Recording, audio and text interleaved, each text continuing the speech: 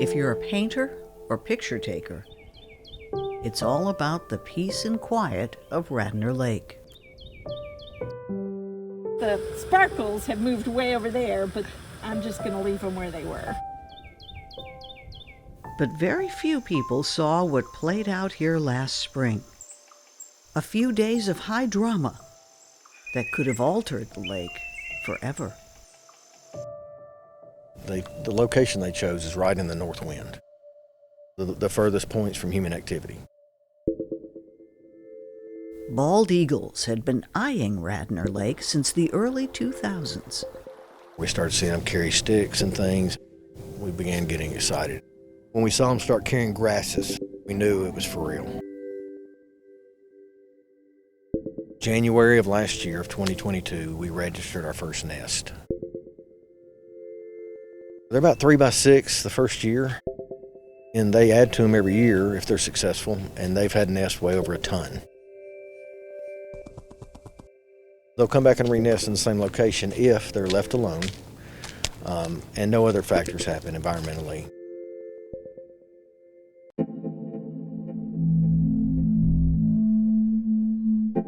May 17th, we had 2 eaglets in the nest.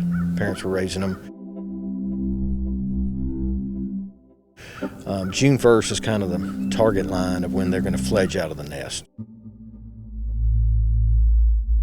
May 17th, we had some strong straight line winds come in.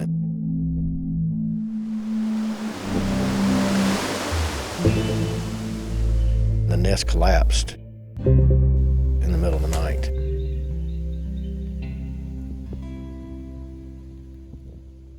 Then I hiked in there. The adult birds were freaking out, naturally so. They're traumatized. They're like we are. I found one of the eaglets had been eaten.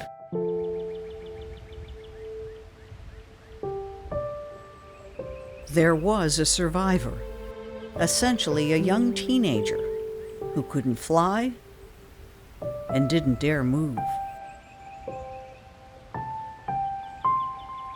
There were 2 options. Simply take the adolescent eagle away. It was healthy and could live. But the parents might never come back to Radnor, never nest again. Simply received a text from Ranger Steve Ward one afternoon saying we need some help. They're susceptible to predators in the dark, primarily. We had to have it back in the tree before sunset. Me being in the construction industry, we all showed up and developed a plan to build this temporary eagle's nest. In a few hours, before the sun went down, This lone eaglet re-nested. Would the parents re-engage it and feed it and take care of it for about another couple of weeks to where it could fully fledge out naturally and live here at Radnor Lake. So it's a low probability on re-nesting in general. Everybody told us it's probably less than 20%. Rangers captured the eaglet, put it up in a nest with some food, and it was watching and waiting.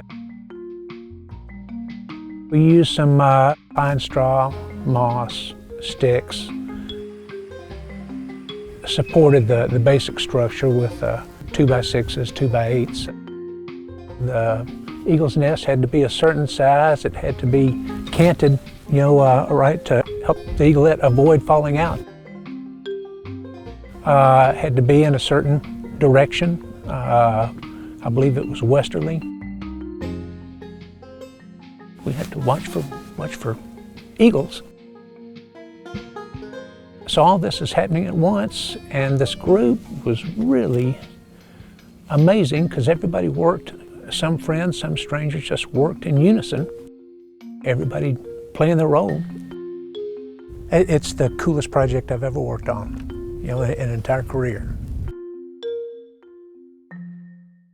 The Rangers monitored the eagle for 4 days straight, all day, and we also monitored it at night with cameras and other things.